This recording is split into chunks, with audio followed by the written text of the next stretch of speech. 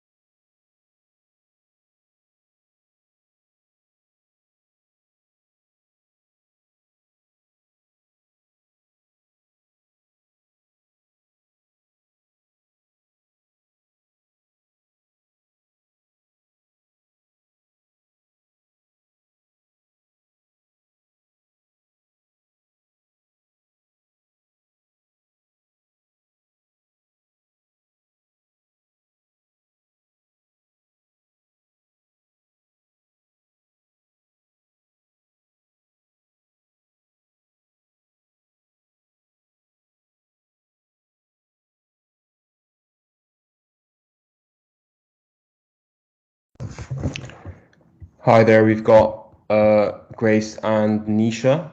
I'm Hussein, one of the F1s, and today the teaching will be about the cardiovascular system. I think we should just start because I don't want to overrun, but then just a few ground rules before we start. So obviously there's a lot to cover. I don't think we'll have time to cover everything. So I just tried to focus on things that I thought were quite important and things that I personally found difficult when I was in first year. And I tried to focus on those because there's a lot of things that you can rote learn. But obviously, I thought things that you can understand is better for this kind of session. This is a safe environment, so if you guys have any questions, please stop me at any point. If you want me to repeat something or go over something, please let me know. And you guys can unmute yourself or message in the chat, I don't mind. But yeah, please do ask questions if you do have any. And yeah, just a quick introduction. So the heart obviously is a pump, and its main function is to pump blood around the body. And sometimes we can get lost into the details of things. So I think if you keep that in mind, that the whole thing the heart wants to do, the whole function is to pump blood around the body to give oxygen, remove carbon dioxide, and it does so through the vasculature, which are sort of the tubes of the body. If you just keep that in mind at all times, it will really help you sort of with answering questions in exams and stuff.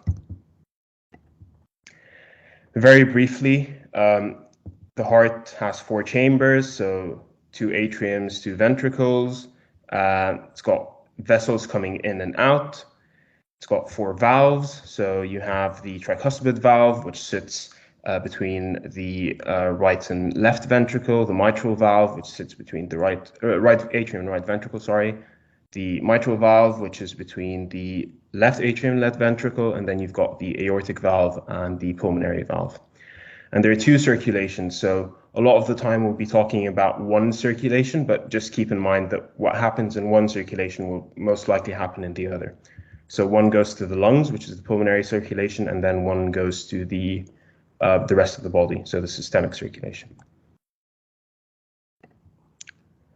Cool. So the first section we have is sort of the mechanics of the heart, so cardiac muscle and cardiac output. So again, I thought just to have this summary slide at the beginning, because it can get very, very complicated. So if you keep this slide in mind, everything will make sense. So what happens is the heart wants to contract, and in order to contract, it needs to get an electrical signal. So in each cell in the heart, each single cardiomyocyte or each single cell, you will have an electrical signal coming somehow. This will lead to calcium coming inside the cell, which is known as the calcium transit, and then this muscle will contract. This whole process is called excitation contraction coupling, or EC coupling. And if you keep that in mind and know that the main function of the cell, of each cell in the heart, is to pump, then you'll know that that's a good start, and then you can sort of build up from that. So yeah, as I said, so myocytes or cardiomyocytes are the functional unit of the heart. They're the cells that make up the heart, and they're important structures in each heart cell. So I'm not going to discuss the histology in too much detail, but there are a few things that are important for everyone to know. So there's the T tubules, which are sort of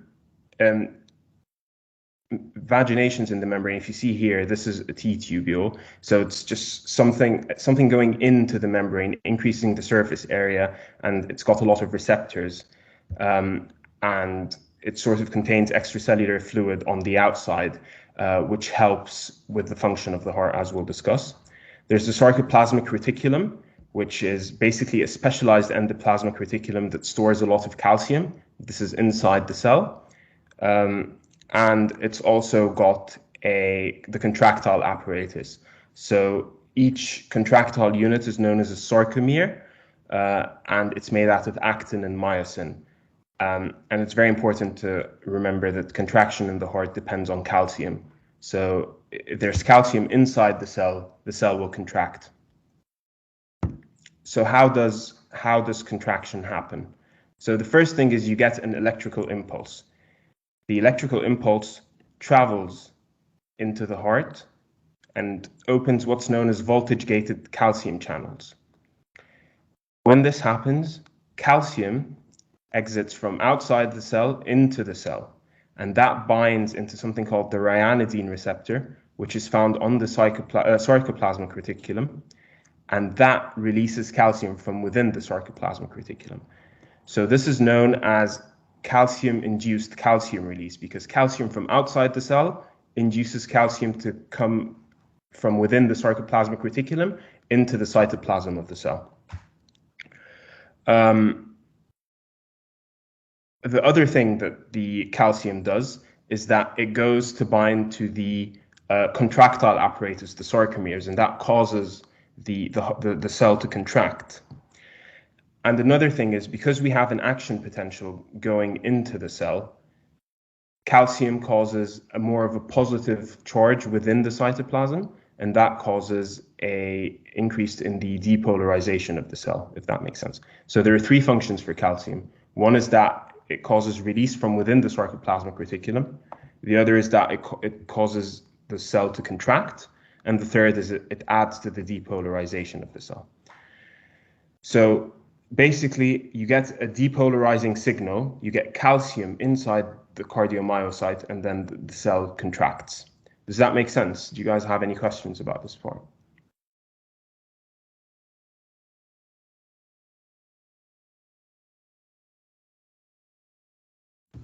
That all makes sense, thank you. All right. Cool. So how does calcium actually cause the cell to contract? So basically, calcium it binds to the myofilaments. Can you guys see the cursor, by the way? The red laser thing? I don't think so. Oh, okay. Fine. So if you see where it says myofilaments in the diagram, calcium binds there, and that is what causes. This is where the contraction happens. But then, because you're using all the calcium within the sarcoplasmic reticulum and all the calcium outside the cell, you need to recycle that somehow. So there are two ways by which you can recycle calcium after each action potential. The first is something called circa 2A or circa, and that is basically a calcium ATPase, and it pumps calcium back into the sarcoplasmic reticulum, and that's obviously ATP dependent. And it's an active process. It's not a passive process. The other thing is a calcium-sodium exchanger, which recycles calcium outside of the cell, and that sort of pumps all the calcium outside of the cell and pumps sodium inside. And again, that's an active process, and it's very important. It's most of the energy of the cardiomyocyte, other than contracting, is to recycle calcium, because calcium is very, very important in the contraction of the heart. Now, if we talk about the contraction bit of excitation-contraction coupling, there is a lot to talk about. But basically, if you can just see here, the apparatus shortens, and that's basically how calcium works, or how the heart works. The cell gets shorter, and that's how it contracts. And the way it does that is through actin and myosin. Now, the specifics is, so if you imagine this blue bit here is actin, and then this is myosin with a myosin head. And if you think about the myosin pulling the actin in, causing the apparatus to shorten, and therefore shortening the cell, causing contraction. So the way it works is, calcium causes tropomyosin, which is the red bit in the diagram, to move from actin, and that is by binding to something called troponin. When that happens, the myosin binding site on actin, which is here in the diagram, this is a small orange circle, that gets exposed. When that happens, the myosin can then bind to the actin in the myosin binding site of actin. And if you can see, the myosin head is attached to an ADP. What happens is, once it binds, the ADP is discharged or dislodged. And when that happens, this changes the configuration of the myosin head so that it can move, basically, to face the other direction.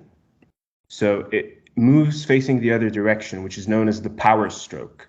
And when it does that, because it's bound to the actin, it pulls the actin towards the center, causing shortening of the contraction. So if you notice that until now we haven't really used any energy, we haven't really used any ATP, we haven't broken down ATP. So all of this is a passive process. Now what happens is ATP will bind to the myosin head, and when it does so, it will release the actin. And then the myosin will then break down ATP, and that is an energy-dependent process. And the way it does that, or the reason it does that, is to recharge. So you get the power stroke, which is active, but then you get breakdown of ATP, which helps the myosin go back to its original stage to pull back more, the myosin to go back to its original state, to pull back more actin, so it can cause more contraction. And that's the active process. That's the part that needs energy. Does this part make sense? This may be a silly question, but does the ATP just get there from diffusion, or is there anything drawing the ATP there? So there's ATP within the cell. Yeah. I don't know what actually transports the ATP. I assume it's just diffusion. Okay, thank you. No worries. Does this make sense, this part? Yeah. All right. Fine. So yeah, we've talked about how an action potential can lead to calcium within the cell and how the calcium leads to the cell contracting. But how does that actually work in the grand scheme of things when it comes to the whole heart? So obviously the cardiac cycle is basically a heartbeat. And if you can think of the heartbeat into two main phases, the longer phase, which is diastole, and then a shorter phase, which is systole. In diastole, the ventricles or the heart is relaxed. The ventricles are relaxed. It allows it to fill with blood, and the more blood it can fill with, the more it can pump in the body. And that's split up into four more phases. And then there's systole, which is basically when the heart is contracting or when the ventricles are contracting. And that can be split into three more phases. And we're going to talk about them now. So it starts, let's start, it's a cycle, so it goes around and around. So you can pick any point as your starting point. I'm just going to start at the very end of diastole. So imagine the ventricles have been relaxed. They've been filling with blood for a few, a second or two. Just filling with as much blood as possible. What happens at the very end of diastole is that the atria will contract. And when the atrium contracts, if we think of the left side of the heart and just imagine that the same thing will happen on the right. So if the left atrium contracts, all the blood in the left atrium will go into the left ventricle through the mitral valve. And that's the end of systole. So the mitral valve will be open. What will then happen is that because the mitral valve is filled with as much blood as the left ventricle is filled with as much blood as possible, it will start to contract. But because the pressure in the left ventricle is smaller than the pressure in the aortic valve is still closed. So it's not letting any blood come into the ventricle, out of the ventricle. And the reason is it doesn't want any blood to come from the aorta into the ventricles, what's known as retrograde flow. So the valve is closed. The ventricles will start contracting, and because there's nowhere for the volume to go, for the blood to go, the pressure will start building up. And so this pressure will start building up within the ventricle. So this is known as isovolemic contraction or isovolumetric contraction because the volume inside the ventricle stays constant, but the pressure is increasing slowly. And as the pressure increases, it will get to a point where the pressure in the left ventricle becomes higher than the pressure in the aorta. When this happens, the aortic valve will open, but the ventricle is still contracting. So when this happens, all of the blood inside the left ventricle will be pumped into the aorta. So you get a decrease in the volume of blood inside the left ventricle. So it's not isovolumetric anymore. It's called ejection because you're ejecting all of the blood into the aorta. And as the blood leaves the ventricle and goes to the aorta, the pressure will drop in the ventricle and increase in the aorta. So what will happen is, as the pressure gradient gets higher, or the aorta has a more positive pressure and the ventricle has a more negative pressure, what will happen is it will reach a point where the pressure in the aorta is again higher than the pressure in the ventricle. And at that point, the aortic valve will snap closed. So that causes the second heart sound, which is when the aortic valve closes. once the aortic valve closes, your ventricle doesn't have to contract anymore because there's no reason for it to pump more blood. So it starts to relax again. And so we enter diastole. As it does, the ventricle starts relaxing, and so the pressure falls inside the ventricle. After that, because the ventricle is now empty, there's not a lot of blood inside because it's pumped it all into the aorta. It has to start filling again. And so it does that by opening the valve between the left atrium and the left ventricle, which is the mitral valve. And so the volume starts to increase passively, just falls down by gravity from the atrium to the ventricle. And as time goes, the ventricle will start filling with blood little bit by little bit. And then at the very end of diastole again, the atria will contract and all the blood within the left atrium will go into the left ventricle and will start the cycle again. Does this part make any sense? It does. Cool. Fine. So if you think about what I just said, there are two types of contraction. So in the isovolumetric contraction stage, the ventricle is trying to push blood, but the blood isn't going anywhere. It's all still in the ventricle. The volume isn't changing. So this is known as isometric contraction, or the pressure increases, but the muscle stays the same size. But then when you're ejecting blood, when you're pumping blood into the aorta, the pressure stays the same, but the volume is decreasing because all the blood is going into the aorta.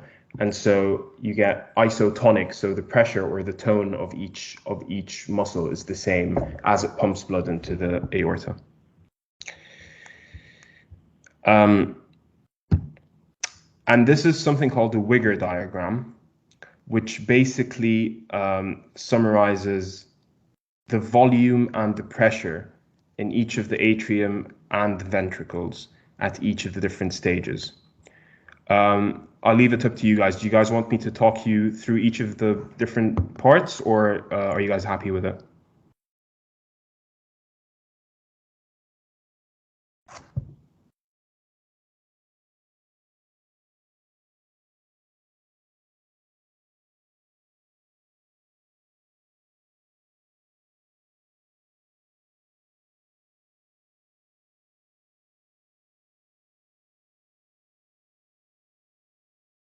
Do you guys want me to walk you through this part, or is it okay?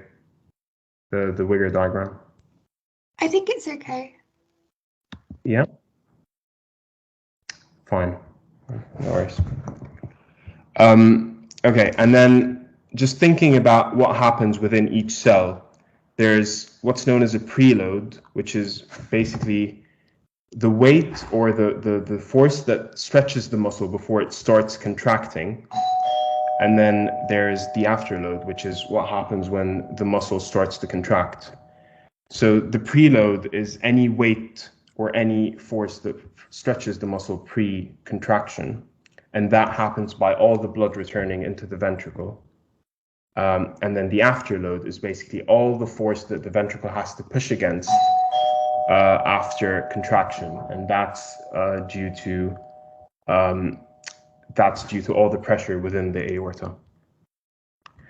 And the importance of this is that as the preload increases, the ventricle stretches more, and that causes it to contract even more. Whereas the opposite is true. As the afterload increases, the contraction decreases because it has to overcome a greater force in order to pump out the blood. And this is important because of two things. So first thing is this thing called the Frank-Starling relationship, which is basically when you have more blood returning to the heart, the preload will increase. So the heart will stretch more and the contraction will be stronger, which means that the cardiac output will always match the venous return. If you have a lot of venous return, your cardiac output will increase to match that, so that you have the same volume of blood circulating at all times. And the way this happens is, so the way of preload increasing the strength of contraction is basically a change in the sensitivity to calcium. Remember, we said that calcium is what governs all the contraction of the blood, of the heart.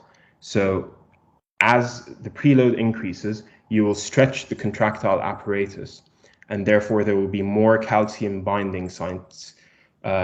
So more calcium combined, which means that each filament of contraction is a lot stronger and has more power because there's a lot more calcium and a lot more push can be made. Sorry guys, 1 second.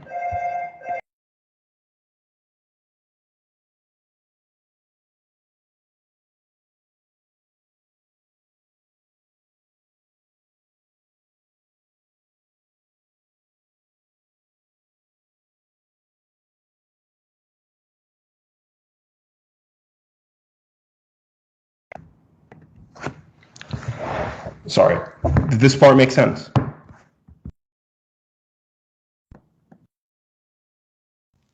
Yeah. Cool. Fine.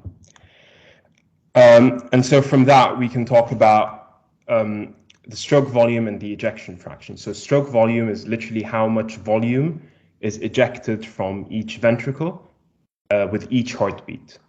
So if you think about it, at the end of diastole, the ventricle is filled to, let's say, 80%. And then the ventricle pumps and it's filled to like 20%. So the first volume is called the end diastolic volume, which is the volume at the very end of diastole before the heart begins to pump. And then the other volume is known as the end systolic volume, which is once the heart pumped all of the blood outside into the aorta. And the difference between the 80% and the 20% is basically how much blood was pumped, and that's known as the stroke volume. So is the stroke volume from both ventricles combined? So the stroke volume is for each ventricle, but the stroke volume in the right ventricle and the left ventricle are equal, if that makes sense. So if the stroke volume is 400 mils in the left ventricle, it will be the same in the right ventricle. Why would they be equal if they've got to get blood to different, like just going to the lungs is a lot shorter distance, there's more muscle in the left ventricle? Well, so basically the flow of, so if you imagine, you've got two circuits, right? So you've got the right circuit or the pulmonary circuit, and then you've got this systemic circuit, which is the left heart, which goes to the rest of the body. If you think, so I agree, it does make more sense that more blood will be flowing in the systemic circuit because, or vice versa. But if you think about it, so say more blood's going to the rest of the body rather than the lungs, what will happen is you have 5 liters of blood overall inside your body, and say 3 is being pumped into the left by the left heart and 2 is being pumped by the right. What will happen is like some of it will accumulate, and then you'll start getting sort of random. Yeah, that makes sense. Yeah. So you need to have the same going around, and the way it works is that you have the same volume flowing, but not necessarily the same pressures. So your systemic blood pressure is a lot higher, whereas your pulmonary pressure is a lot lower. So you have the same amount of blood going, but the pressure is a lot lower, and that's because of difference in resistance between the systemic circulation and the pulmonary circulation. Thank you. No worries. So yeah, so systolic volume is the difference between the two volumes, and ejection fraction is basically how much blood at the end that the ventricle is filled with. So if the ventricle is filled to 80%, how much of that is actually being pumped every time? And it's basically the stroke volume, which is how much you're pumping, over the end diastolic volume, which is how much you start with. And the higher the contractility of the ventricle, the higher the ejection fraction. And it's normally about 55%. Anything lower than that, and it's a bit low. And then there's something called the pressure volume loop, which is basically how the pressure and the volume changes with each contraction. it's a bit difficult to get your head around, but I'll try and explain it. The hardest thing is that it doesn't have any time, so it doesn't have like an axis for time. So things happen at different times, but that's not really shown. So if you think about it, if we start with 1, this here shows the volume of the left ventricle, and this here shows the pressure. So the x-axis is the volume and the y-axis is the pressure. The very start is basically the ventricular volume is increasing slightly. And the way that's happening is because the atria are contracting, causing the ventricle to fill up with blood. And so at the end of this, you get the end diastolic volume, which is the volume at the very end of diastole. And then what happens is the ventricles will start to contract. So we said at first the ventricles are contracting, but the aortic valve is closed, which means that the blood isn't going anywhere. So the volume won't change, but the pressure will increase, which is why it's going vertically upwards. It then reaches a point where the aortic pressure and the ventricular pressure become equal, and so the aortic valve will open. At this stage, the pressure won't change much. If you can see from 2 to 3, it doesn't change that much. It goes up slightly, but then down. But the volume is decreasing because all of the blood is going into the aorta and outside of the ventricle. And then afterwards, what happens is the pressure will fall as it goes from the left ventricle into the, sorry, as we go into diastole, and then the ventricle relaxes. So the pressure falls, and then we go to the start, and then the atria start contracting, and we have the cycle again. And if you can imagine, the highest volume is the end diastolic volume, and the lowest volume is the end systolic volume, and any difference here between them is known as the stroke volume. Does this part make sense?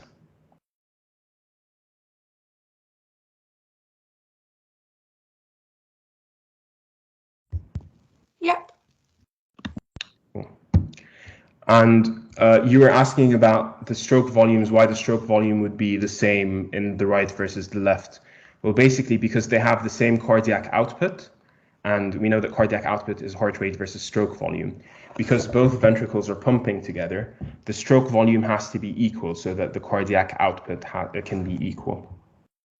And what affects the stroke volume is the preload. So the higher the preload, you'll have a greater stroke volume.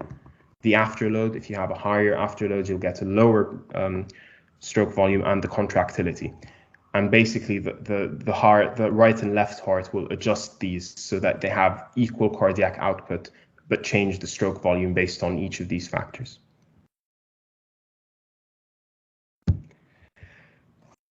Do you guys have any questions about sort of the mechanics of the heart and anything we've been through so far?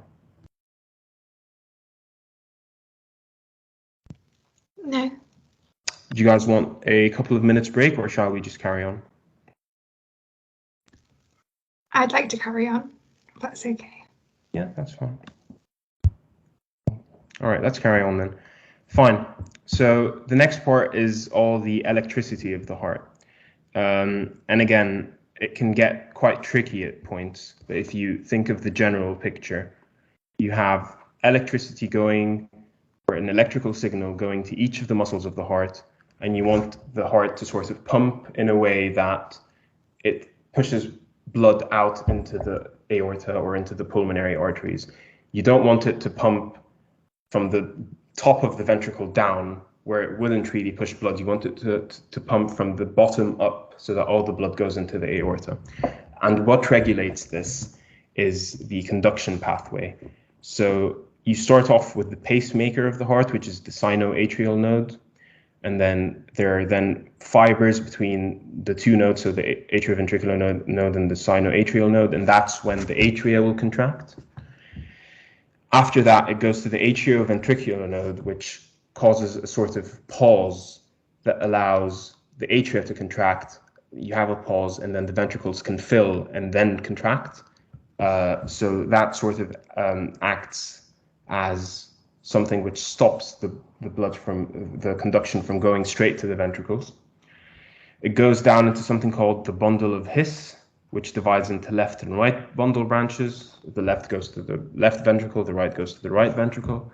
And then at the very end, you have Purkinje fibers, which branch out and go to each cell so that each cell can get an action potential.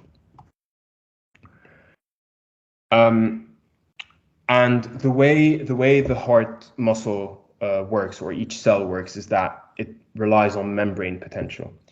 So the way it works is, imagine you've got two sort of containers with an impermeable membrane in between them, and you have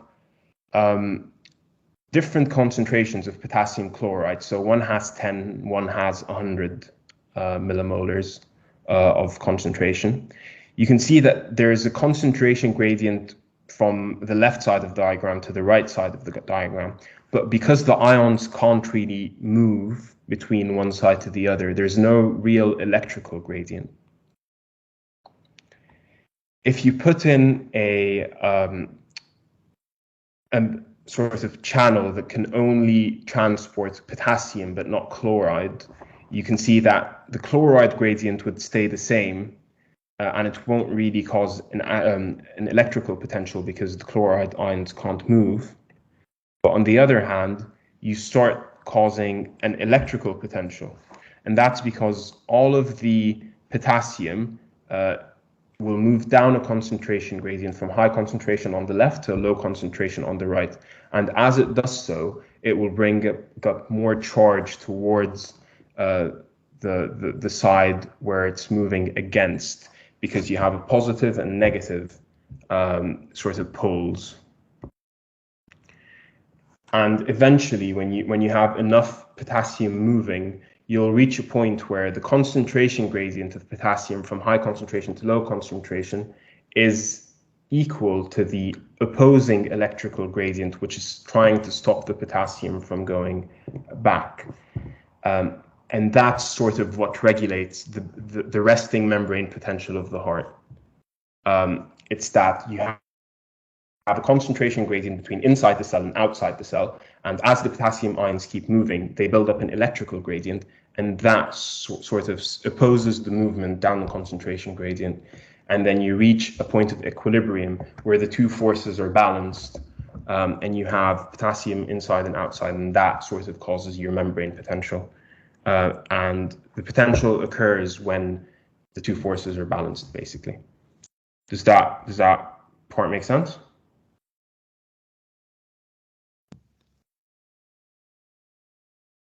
I was a neuroscience researcher before doing medicine, so membrane potential is my jam. So yeah. Fair enough.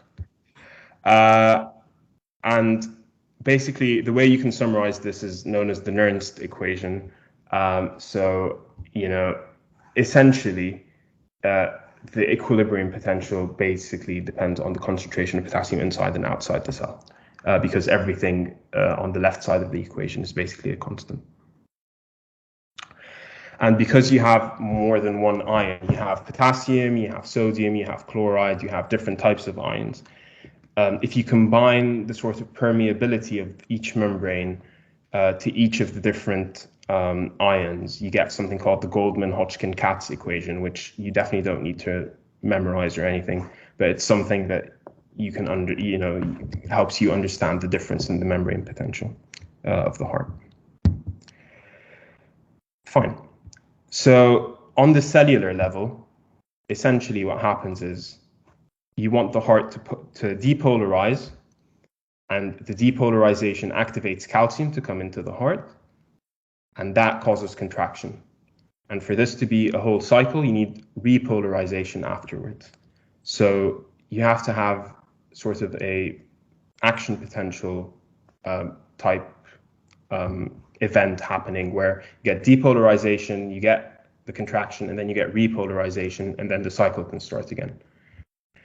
So the first bit is 1, where sodium channels open.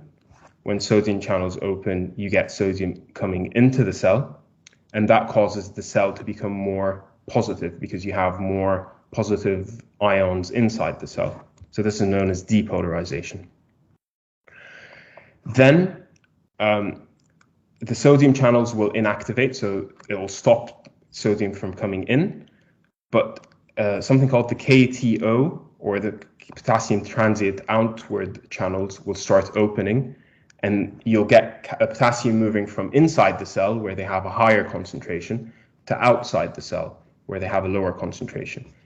So you'll have an opposing action potential. The cell will become less positive because positive charge is moving out.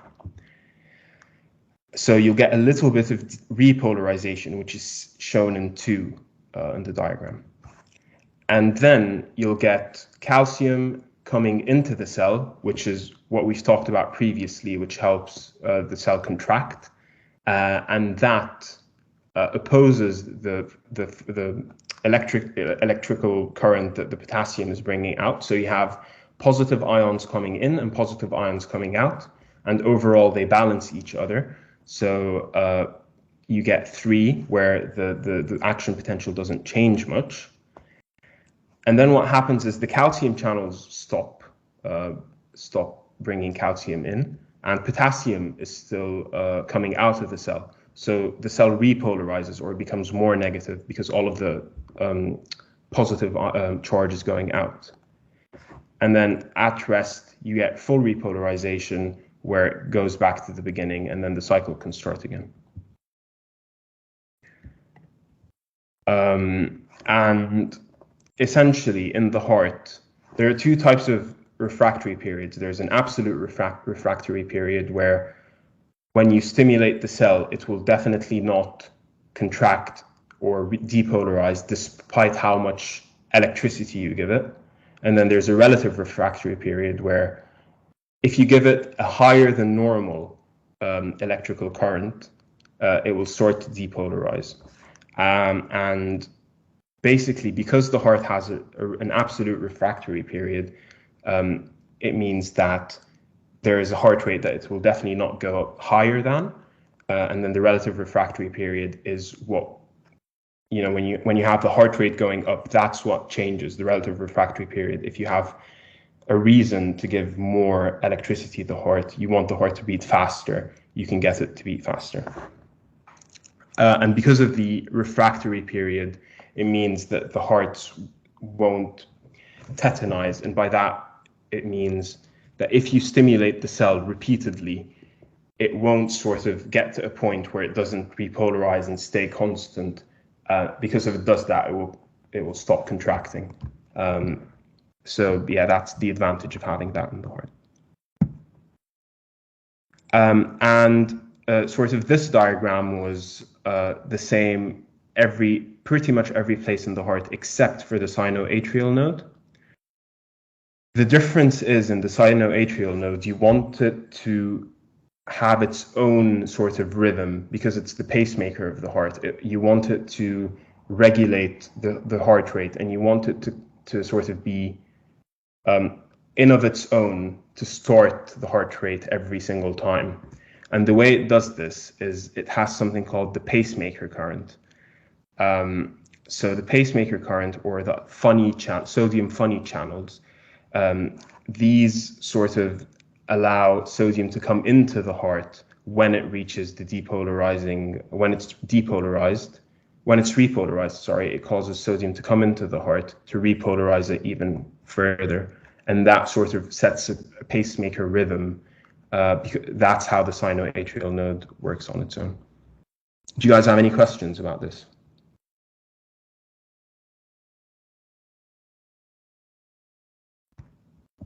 No. Cool. Fine. And this is basically how we can read sort of the electrical signals in the heart. So if there is depolarization towards the electrode, you'll get a positive reading. If it's depolarizing on the opposite direction, you'll get a negative reading. But then if you have repolarization towards the electrode, it will be negative, and vice versa. If it's repolarizing away from the electrode, it will be positive.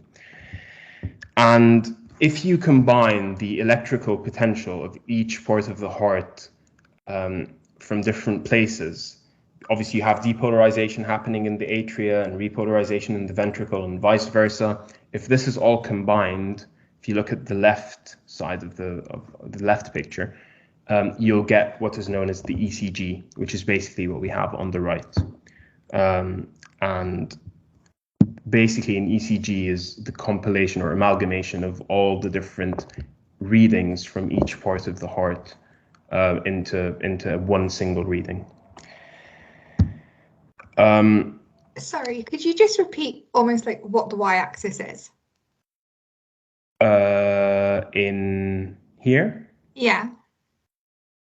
So the y-axis is basically the change in so it's millivolt. It will be in millivolts. So it's the action potential or the sort of potential gradient between inside and outside of the cell, which you read via the ECG. Thank you. No worries. Yeah, so you do an ECG, and we use it a lot in clinical practice. It's used if there's some sort of arrhythmia where the heart's beating in an abnormal way, if there's some sort of ischemia because if the heart is dying, the electrical signal won't really go normally into the heart, and if you have some sort of structural heart disease.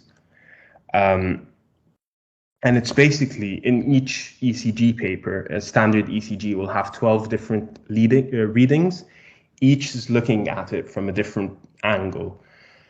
So you have 6 readings from what is known as limb leads. So that's 1, 2, 3, AVR, AVL, and AVF. And we'll talk about them in a bit. And then you have 6 chest leads or precordial leads.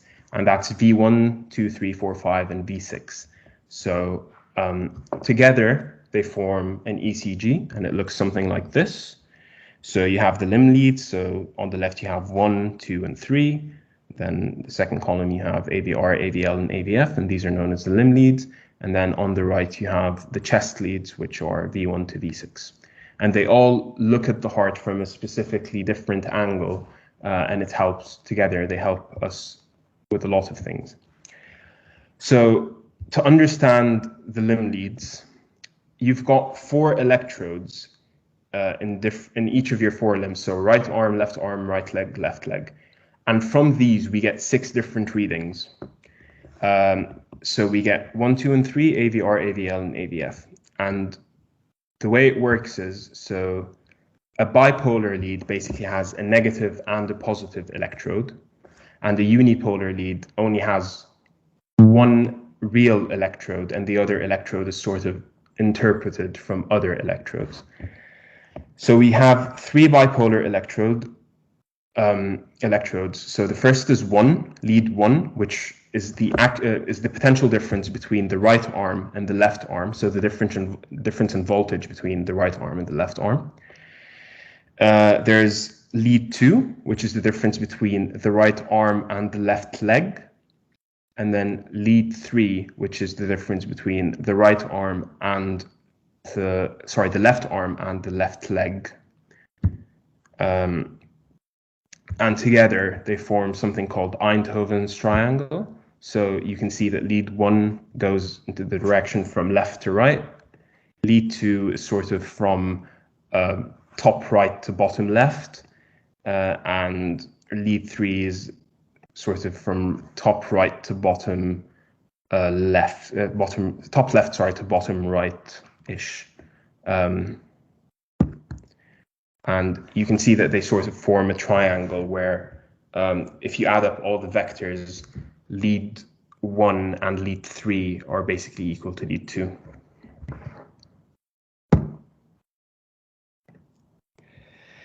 And then we have 3 more leads that we can get from the same 4 electrodes.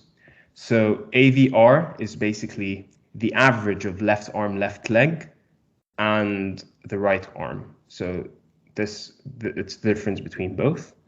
AVL is the difference between the right arm and the left leg and the left arm, and AVF is the difference between the 2 arms and your left foot. And if you combine the 3 bipolar leads and the 3 augmented leads, you get the 6 limb leads that we have.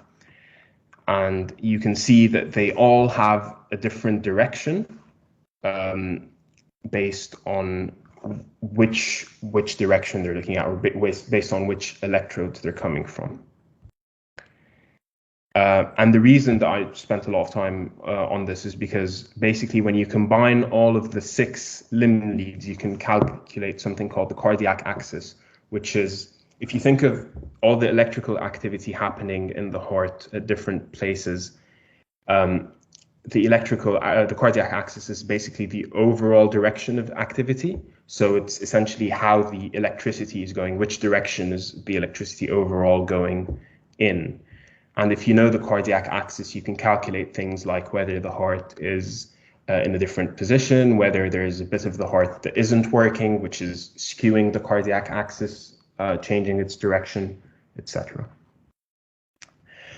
And the way you work it out is basically a normal axis is anything from -30 degrees to +90.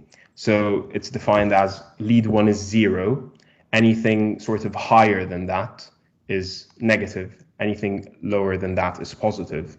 And then, so lead 1 is at 0 degrees. AVF, which goes directly down, is at +90 because it's going down. Lead 2 is at 60 because it goes from top right to bottom left, etc. So here's the cardiac axis. And the way you calculate it is it's basically a vector calculation.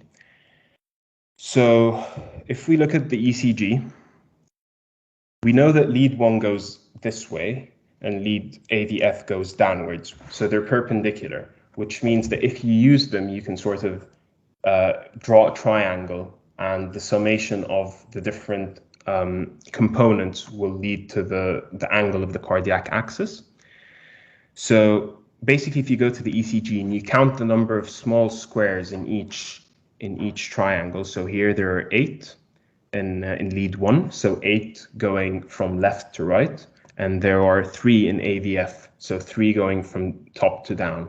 So you get this sort of triangle where you have 8 and 3, and to calculate the angle, which is what you want in a cardiac axis, you could do basic trigonometry. So just do inverse tan of 3/8, and you can get the number. Question: would you be able to perform an ECG on an amputee? Are there any variations in its effectiveness depending on the person? Yes, so you can perform an ECG on an amputee, because essentially you don't have to put it on the foot.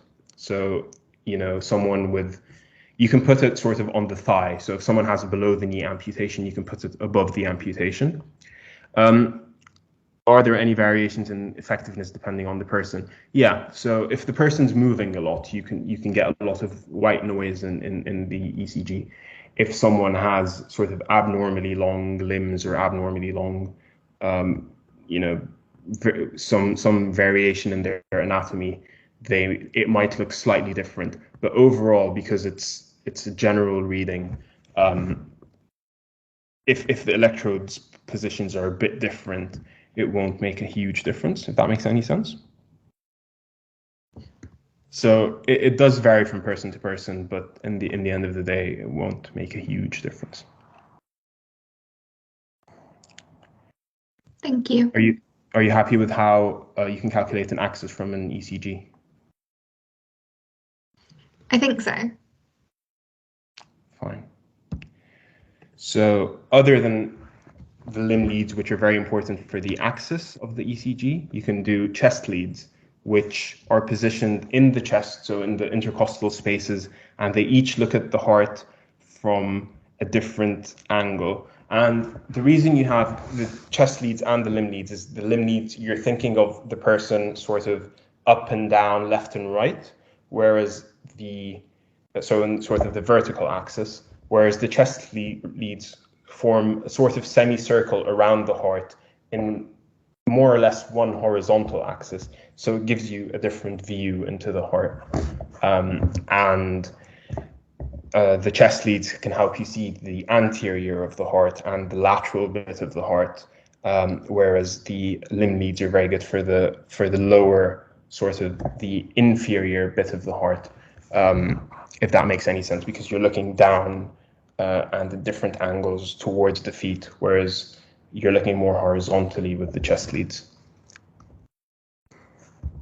Is that all right?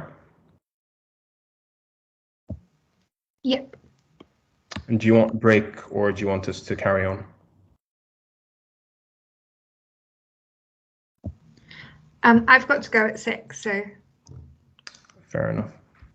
That's all right. Nisha?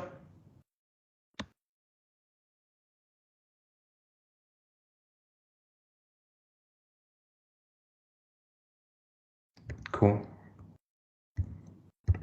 Fine. So the next bit is about the circulation. So it's on the role of the circulation in the body. So basically the role of the circulation is to transport oxygen and nutrients around the body and to remove waste products. And it's important that these substances can only move by diffusion.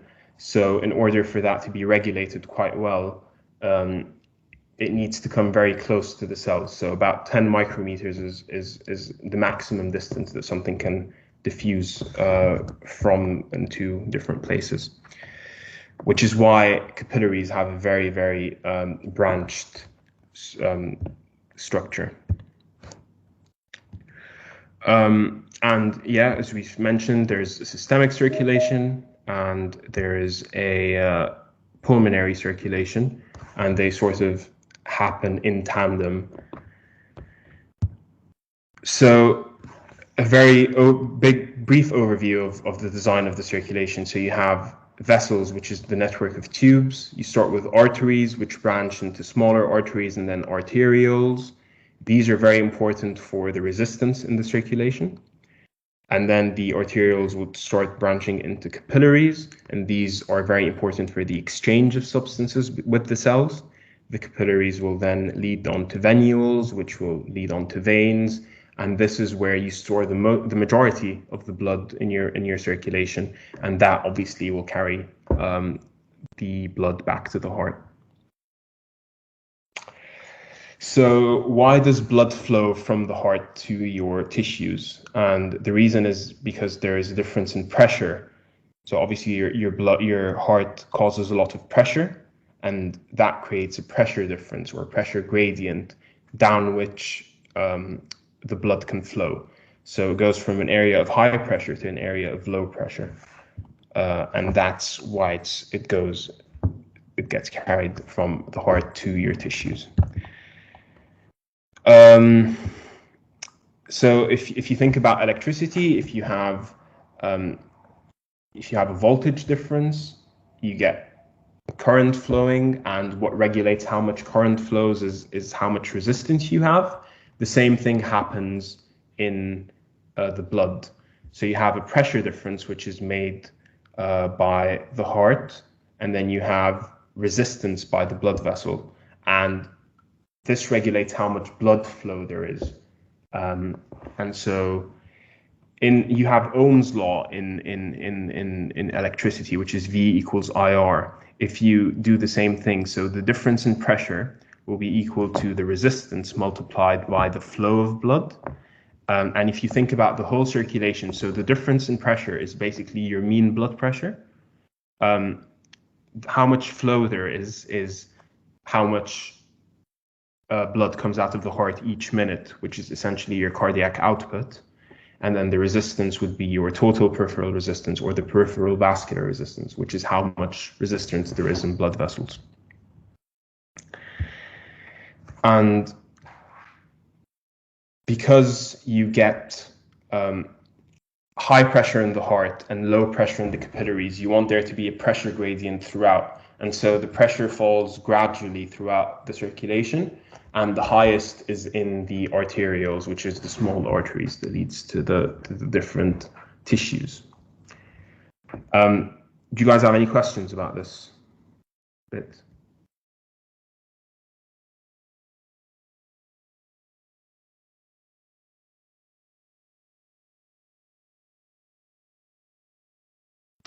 Cool. So resistance to blood pressure, blood flow. Basically, there's something called Poiseuille's law, which helps you calculate how much resistance there is to blood to flow. And you don't really need to learn the equation, but what's really important is that if you look at the denominator, you can see that it's r, which is the radius of the diameter, to the power of 4, which means that changing the radius by a very small bit will change the resistance by a huge bit, and therefore will change how much flow can happen. And so if you divide the radius by 2, you get the resistance will increase by 16 times, and so the flow going to each bit supplied by that specific vessel, the flow will decrease by 16 times. And so the major determinant of how much blood flows to each bit of tissue is the radius of the vessel, and that's because of this equation. And yeah, so blood pressure, we measure it, you know, we cut a cuff here, we measure the blood pressure, and there's systolic blood pressure, which is the high value, diastolic, which is basically when the heart relaxes and the blood pressure goes down. And then there is the pulse pressure, which is the difference in both. And because diastole is much longer than systole, the mean blood pressure isn't really the average between systolic and diastolic. It's more closer towards the diastolic. So it's a third of it, sort of, if you divide the pulse pressure in 3, it's the third closer to the diastolic rather than halfway in the middle or closer to the systolic. And that's because diastole is much longer than systole. And then we have this thing called compliance, which is basically how much the volume of the vessel, how much volume change will happen for a given pressure change. So if the pressure goes up, how much volume will change inside the blood vessel. And that's basically how elastic the blood vessel is and how big it can get bigger, or whether it's stiff and not really changing with different pressures. And it's important for 2 different reasons. The first is that it's important for the difference in arteries and veins, and it helps us regulate our blood pressure when we stand, and we'll talk about this. And it's also important because of something called the Windkessel effect, which helps blood flow even when the heart's not really pumping. So firstly, the standing up bit. Arteries and veins have different compliances. So veins are a lot more compliant, which means that a small change in pressure will change in the amount of volume there is in each vein. Whereas arteries are a bit more stiff, which means that you need a lot more pressure to change the volume of the artery.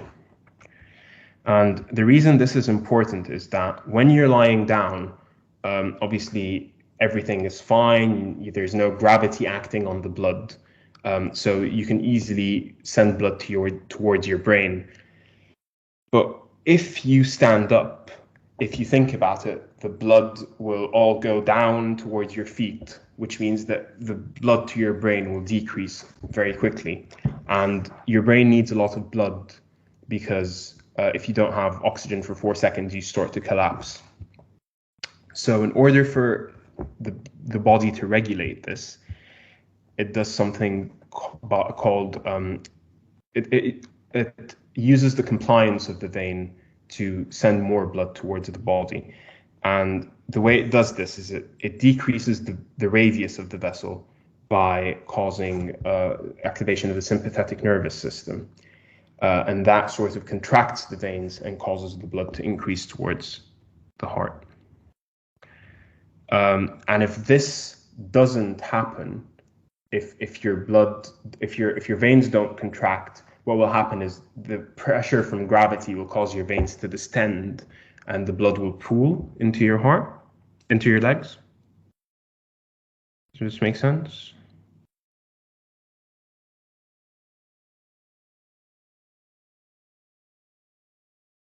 Cool. So that's the first important reason why we need to understand the difference in the compliance. The second is called the Windkessel effect, which essentially, if you think about the artery, when your heart, think about your artery as the aorta as a stiff sort of lead pipe. Your heart will contract.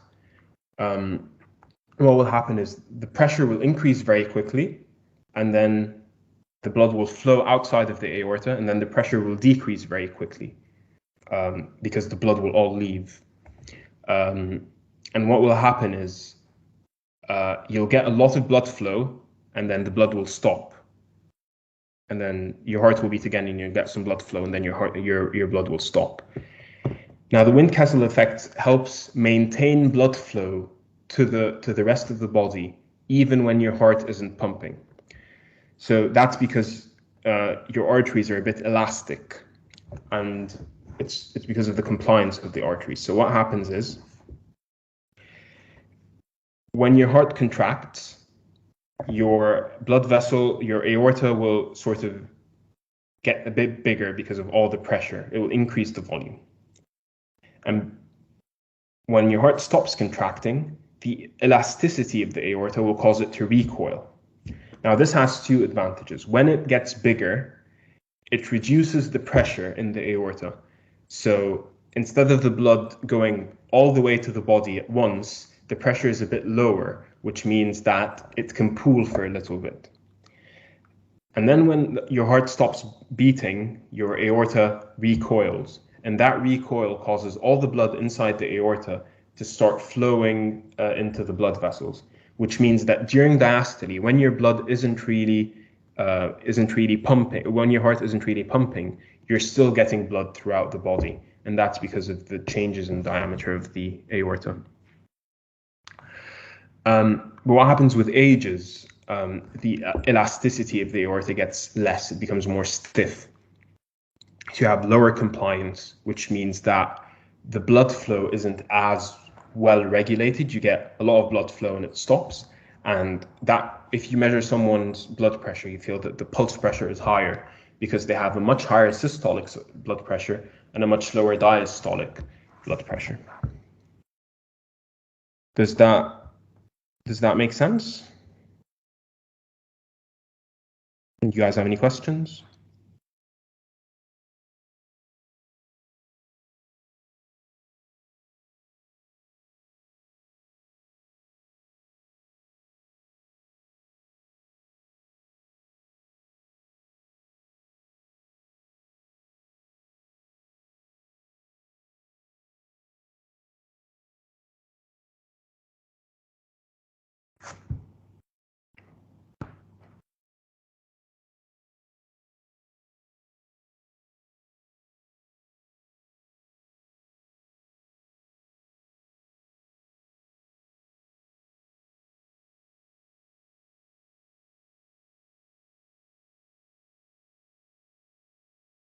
Yeah, so I'll repeat the bit about the effects of aging, and then I'll talk about the mean blood pressure. So if you think about it, when you get older, there's less collagen in your arteries, which means that it becomes more stiff. So it can't get bigger and then recoil, so it can't do the Windkessel effect as good. So what happens is it's a bit more stiff. So think about, as people get older, their aorta mainly and the rest of the blood vessels will be more like a lead pipe instead of a sort of elastic blood vessel. So your blood will pump. Your aorta can't really get bigger because it's not elastic. So it stays the same. Because it stays the same volume and there's a lot of volume being pumped in, the systolic blood pressure will go much higher because there's a lot of pressure building up in the aorta. And then the heart will relax. But because the pressure is very high, it won't sort of pool within the aorta and you won't get that elastic recoil. So the pressure will build up and the blood will flow very quickly. And then the diastolic blood pressure will be much lower because your aorta isn't causing that recoil that sort of gives you a second wind of flow. So your diastolic blood pressure falls. Yeah, so you will be more hypertensive, so you'll get systolic hypertension and diastolic hypotension. So systolic hypertension is because your systolic blood pressure goes up, and diastolic hypotension is because you don't have that recoil and your diastolic goes down. So old people are very prone to something called isolated systolic hypertension, which is when their systolic is up but their diastolic is normal. And then Nisha, you ask if there's a call if that changes the mean blood pressure. So obviously, when you get older, for various different reasons, your blood pressure goes up anyway. So hypertension is when you have high blood pressure, and as you get older, the main risk factor for that is age. Or one of the risk factors is age. The thing about the difference in pulse pressure goes up and mean blood pressure goes up as well, and that's because I think the increase in systolic blood pressure is greater than the decrease in diastolic, and that's because just of the way it works. Just because A, you're getting hypertension in general, and B, the Windkessel effect is more important in regulating the systolic and then causing a diastolic rather than increasing the diastolic. The diastolic won't go down that much, but the systolic will definitely go up that much by a lot, if that makes sense.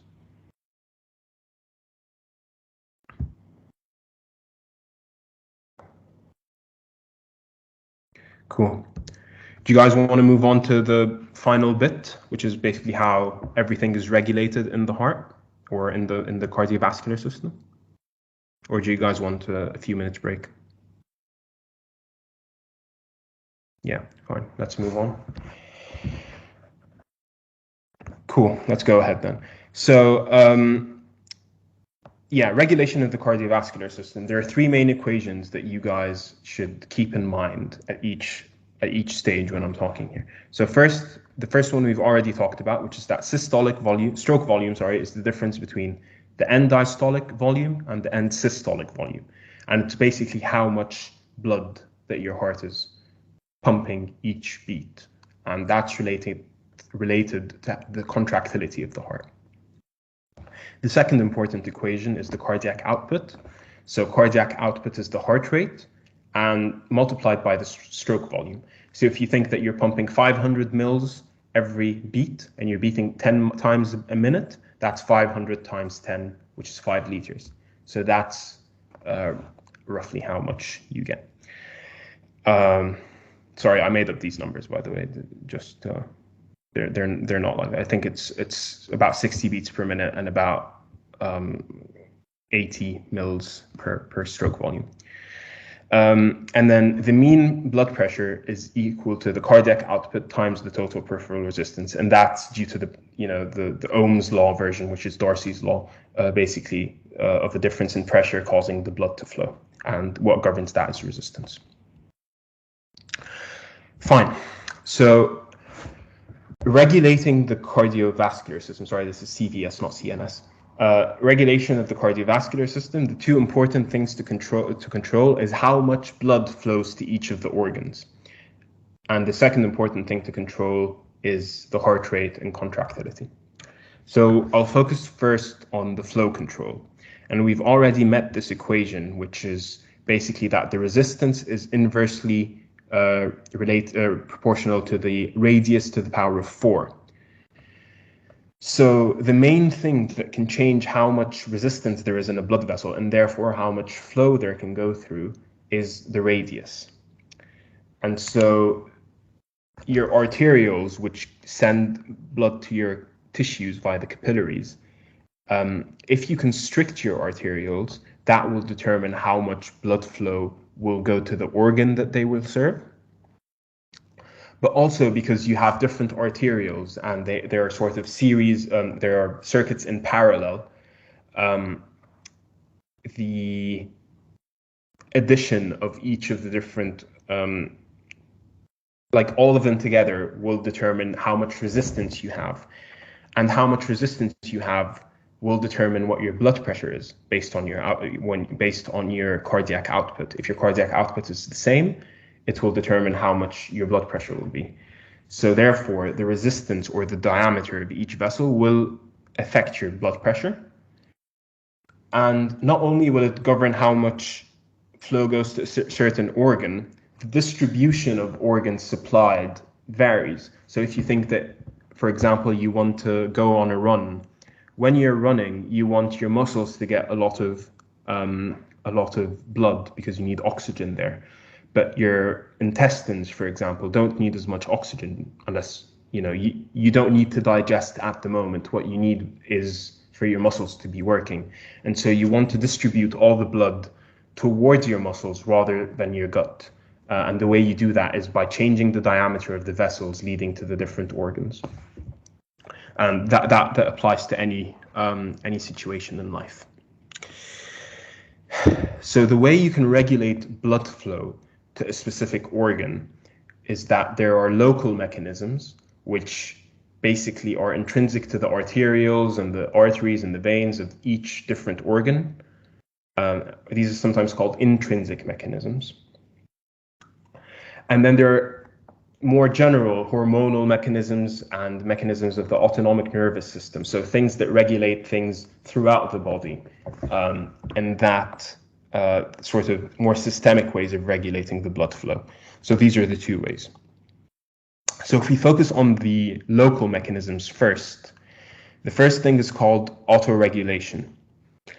And the way this works is that basically when you have blood flow through the muscle will stretch, and you have receptors called smooth muscle receptors within each of the smooth muscles of your blood vessels, and these will detect how much blood is flowing and how much pressure there is. And based on that, it can regulate how much blood goes through the organ. So essentially what happens is if it's sensing that there's too much blood flowing, it will constrict, and that will reduce the amount of blood flowing. If it's sensing that there isn't enough blood flow, so the blood flow is lower, it will dilate, so the radius will get bigger and the resistance will get lower, so you get more blood flow. So that's the first way. The two other ways that the blood vessel will auto-regulate, i.e. do things by itself, is one of them is called the metabolic theory. So say you're exercising and you're using up a lot of nutrients and you're building up a lot of waste products. You have a lot of lactate, you have a lot of carbon dioxide, and the blood flow isn't quick enough, which is, you get this building up of the waste products because the blood isn't being taken away quick enough. So there's a theory that says that there is some intrinsic mechanism inside the blood vessels which will sense these things, and that will cause dilation of the vessels so that the blood flow will increase and things will be carried away. And then the third way is injury, which is basically if you have a blood vessel injury and the platelets will start to clot, they release things that will cause the blood vessel to constrict, and that stops you from bleeding out. And then the second way that you can regulate blood flow through local mechanisms is by the endothelium. So the endothelium is the innermost layer of your blood vessel. So if you imagine this is the blood vessel, this would be your endothelium, and basically it releases things that cause vasodilation, vasoconstriction. So nitric oxide and prostacyclin causes the blood vessel to get bigger. Thromboxane and endothelin cause the blood vessel to get smaller. So this is how your blood vessels can regulate how much blood flows through the blood through the vessel by local mechanisms. Does that make sense?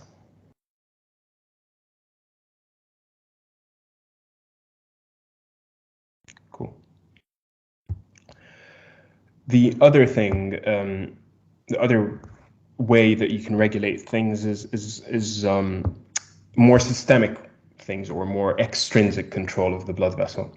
So the first is hormones, which is the renin-angiotensin system, and then the second is the sympathetic nervous system. So if we talk about the renin-angiotensin system, so basically, if you have low blood going to your kidneys, this is detected by cells in the kidney known as the macula densa cells, and they form what's known as the juxtaglomerular apparatus. These detect low blood pressure in going to the kidney. So in response to this, the kidneys release a hormone called renin, an enzyme called renin. Renin converts angiotensinogen, which is produced by the liver, into something called angiotensin 1. And then angiotensin 1 goes around in the circulation until it goes to the heart, and then it's pumped to the pulmonary circulation, where it goes to the lungs. And in the pulmonary circulation in the lungs, angiotensin 1 encounters something called angiotensin converting enzyme, or ACE. And ACE converts angiotensin 1 into angiotensin 2. And angiotensin 2 has effects of itself, but it also goes to the adrenals and stimulates the production of something called aldosterone, and that reabsorbs sodium in the kidneys. And sodium reabsorption leads to water reabsorption. And if you have more water in your blood, you get higher blood pressure because you have more volume going around. And so low blood pressure going to the kidneys stimulates higher blood pressure through aldosterone and also through angiotensin 2, because angiotensin 2 has specific actions of its own that cause the blood pressure to go up. So first, it causes vasoconstriction. When you have vasoconstriction, your resistance goes up, your total peripheral resistance goes up, and so your blood pressure goes up. If you remember, mean blood pressure is cardiac output times total peripheral resistance. So if you increase your resistance, your blood pressure will go. It also activates the sympathetic nervous system, which we'll talk about next. It also causes the release of something called antidiuretic hormone, which causes you to absorb more water. And it also causes you to absorb more sodium, which leads to even more water reabsorption. So the volume of your blood goes up and your blood pressure goes up. And so this was the renin-angiotensin system. The other thing is you've got what's known as autonomic nervous system, which helps regulate things in your body. You've got two limbs, the sympathetic and the parasympathetic. And I'm sure you guys will have loads of lectures on them, so I won't focus too much on them. But essentially, the one that's very important for flow is the sympathetic nervous system, because most of your blood vessels don't get parasympathetic innervation. They only get sympathetic innervation. So yeah, sympathetic, parasympathetic, the sympathetic, they all start within the central nervous system. The sympathetic comes out from the thoracic and the lumbar parts of your spinal cord. The parasympathetic comes from the brain, from the brainstem mainly, and also from the sacral part of the spinal cord. Sympathetic nervous system releases noradrenaline and adrenaline, and this parasympathetic nervous system mainly releases acetylcholine. The thing that regulates all of this in the body is known as the vasomotor center. And it's here in the brainstem, in the pons and in the medulla, and that regulates blood flow. So the sympathetic nerves will innervate pretty much all vessels with the exception of capillaries, because they cause vasoconstriction, and you don't want to vasoconstrict the capillary because that will stop blood going to the tissue. They also innervate the heart, which we'll talk about in a little bit. And essentially, you get adrenaline and noradrenaline, and these bind to receptors called alpha-1 receptors, and these are found in the smooth muscle, and that causes vasoconstriction. So essentially, if you have low blood pressure, this will be detected by the vasomotor center in your brainstem, and that will activate your sympathetic nervous system, and that will cause vasoconstriction to help raise the blood pressure. Does that make much sense?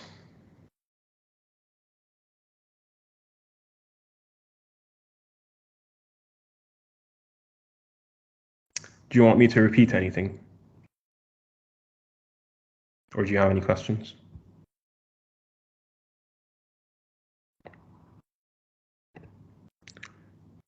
Cool.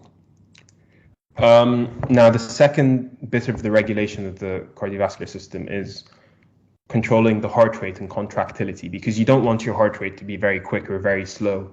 And also you don't want your heart to be contracting very much volume. You don't want your contractility to be too high, because otherwise your heart is overworking. You only want that to be reserved to when you need a higher stroke volume or when you need a higher cardiac output, like if you're exercising or doing something particularly stressful. So the heart itself gets nerves from the sympathetic nervous system and the parasympathetic nervous system. So it gets nerves from both sides of the autonomic nervous system, and these will control the heart rate and the stroke volume. So how much stroke volume you get, so how much output there is, and obviously that depends on the contractility. So heart rate. So as you can see in the picture on the left side of the screen, you get parasympathetic nerves coming from the brainstem. You get sympathetic nerves coming from the spinal cord, and these all end in the sinoatrial node, which we said was the pacemaker of the heart.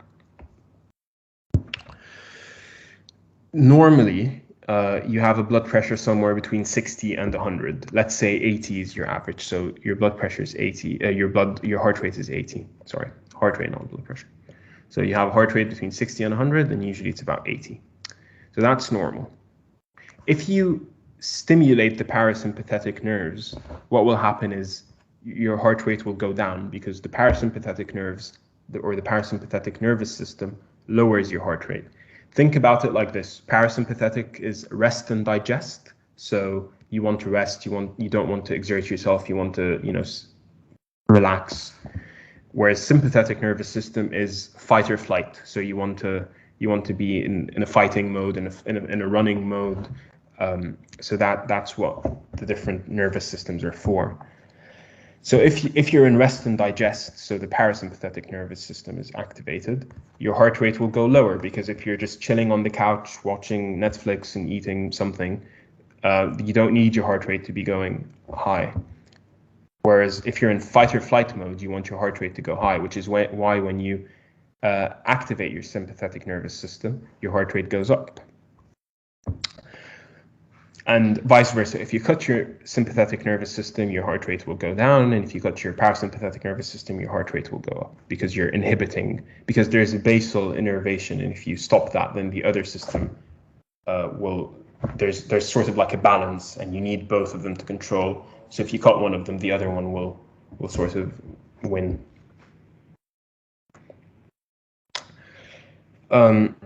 So how can you increase the heart rate? So 3 ways: increasing your sympathetic nervous system, decreasing your parasympathetic nervous system, and increasing adrenaline. And because adrenaline is released by the adrenal glands, and that's by the sympathetic nervous system.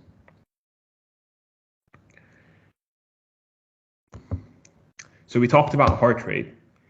We can then talk about force of contraction. And then at the very beginning, we mentioned that contraction depends on calcium. So more calcium in the cell equals more contraction of the cell. So this is the inside of a cardiac cell. You get calcium coming from outside, and you get calcium from the sarcoplasmic reticulum. What happens is, this is what normally happens. Calcium releases calcium, which binds to the contractile apparatus, and you get contraction. If you have a sympathetic nervous system, i.e. if noradrenaline is binding to the beta receptor on your heart cell, this leads to intracellular events which cause higher levels of calcium, which means that activating the sympathetic nervous system So activating the sympathetic nervous system leads to higher levels of calcium inside the heart. And that leads to more calcium being uptaken into the stores. More calcium can be released with each action potential. And so you have stronger heart rate because your contraction is a lot stronger. And we know that stroke volume equals is related to the contractility. So because you're increasing the contractility or the force of contraction, you get an increase in the stroke volume. So if you think about it like this, so you have end-diastolic, so if you think about it, you get an increase in the sympathetic nerves to the heart. So that causes more calcium and that increases your stroke volume. Now, because you have sympathetic nervous system activation, you get release of adrenaline from the adrenals because the sympathetic nervous system will innervate the adrenals and that releases adrenaline. So that will also bind to the same receptors and have the same effect. So that increases the stroke volume. Now, when you have a sympathetic nervous response, i.e. when you're in fight or flight mode, it's usually because you're in an active state, you're exercising. So what happens is you are breathing a lot quicker, and that's also regulated by the sympathetic nervous system. So when you breathe in quicker, your pressure inside the chest will go down, so more blood will come to the heart. So you will be increasing your venous return. And when your venous return increases, if you remember to the start, your heart stretches more, and that gives you more binding potentials for calcium. So you get stronger contractility. It's the Frank Starling law of the heart. So when you activate your sympathetic nervous system, you're directly increasing the stroke volume, but also by breathing quicker because of the sympathetic nervous system, you increase the venous return to the heart, and that increases your contractility, which again increases stroke volume. And the third way that this works is, again, the sympathetic nerves, if you remember, they go to the veins and they cause them to constrict, and that can increase the return to the heart. So because you're constricting your veins and your return to the heart is increasing, you again get more filling of the heart, which means that your stroke volume will increase.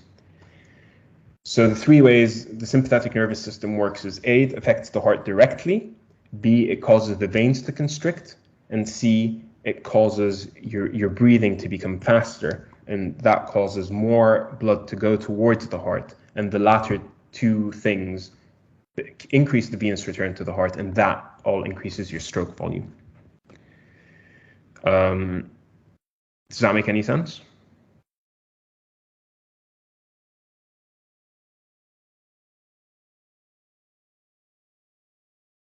Cool. So if you combine both sides together, so if you have increased sympathetic nervous system, A, it increases your stroke volume, like we just said, and B, it increases your heart rate. And because cardiac output is stroke volume times heart rate, because both of them are increasing, you get a much higher cardiac output.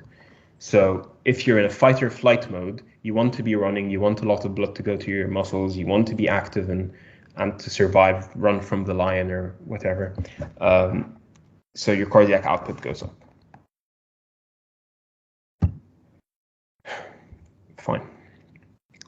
And then this is about feedback. So if you imagine you're sitting at home and you're trying to keep the temperature at a set point, you need a heater in your house, and you need a heater and a cooler, and you need a thermometer which sees what the temperature is. If you want the temperature to be 20 degrees, if it goes any higher, you want the cooler to work so that it brings the temperature down. And if it goes any lower, you want it to bring the temperature up. And that's basically what a feedback loop is you want to sense something, make a change, and return, and get to the desired outcome. And this is essentially how it works in the body. You want to regulate your blood pressure So you have to have sensors for blood pressure, and you want to affect your heart rate and your vasoconstriction or dilatation in order to affect what your blood pressure is. And the feedback receptors in the body are known as the baroreceptors. So you've got two places where you can get baroreceptors, mainly in the aortic arch or in the carotid sinus. And these sense the blood pressure by the stretching of the vessels, and then go back to the vasomotor center that we talked about that regulates the sympathetic and parasympathetic nervous systems. So they feed back there, and then that can control what your blood pressure is. So baroreceptors usually fire with blood pressure. If your blood pressure is fine, or is high because the baroreceptors are firing, what happens is your baroreceptors will activate your parasympathetic nervous system and deactivate your sympathetic nervous system. So if your blood pressure is high, the baroreceptors will fire, and then you will deactivate sympathetic, activate parasympathetic, and that will lower the blood pressure.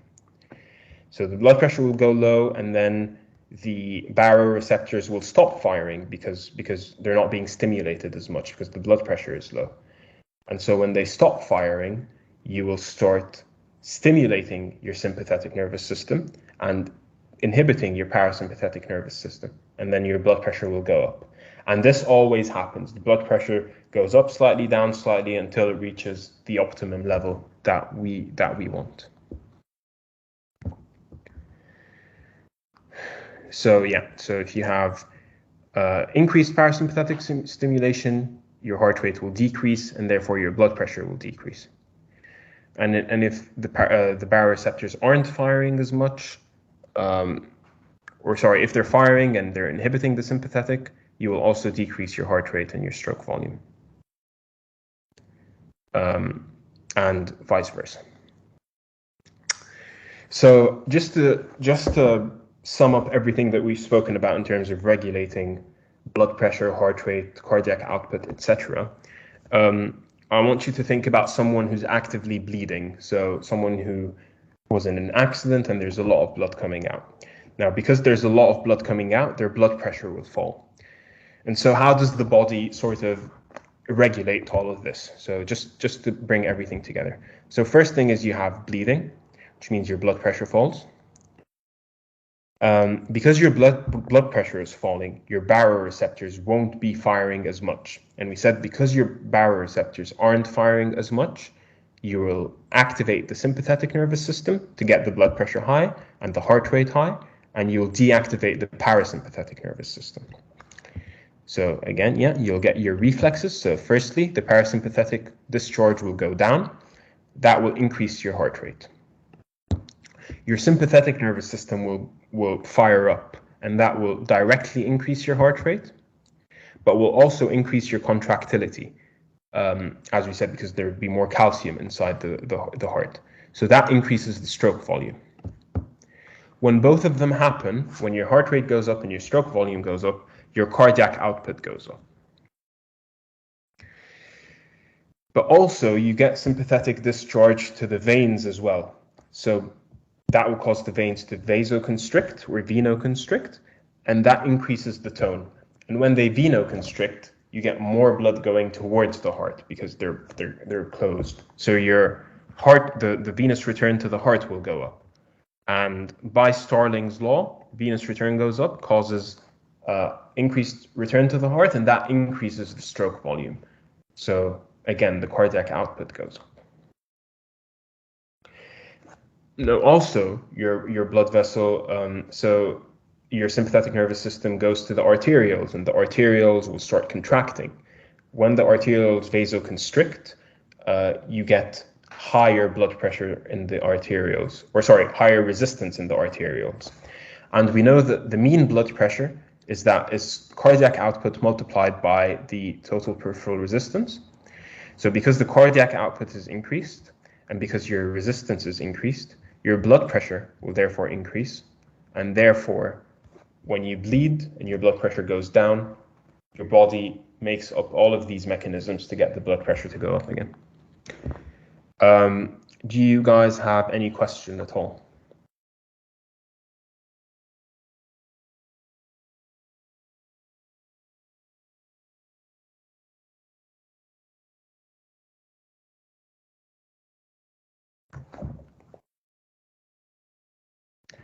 Cool. I think this is the last slide. So do you have any questions about anything that we've covered or anything about the cardiovascular system at all?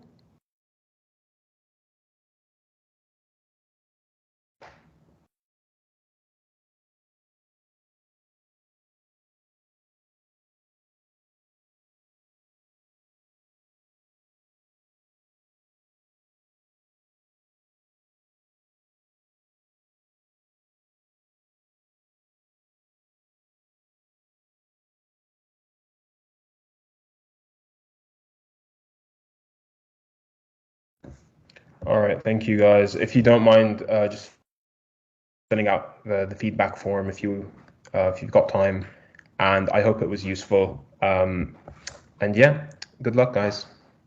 Bye.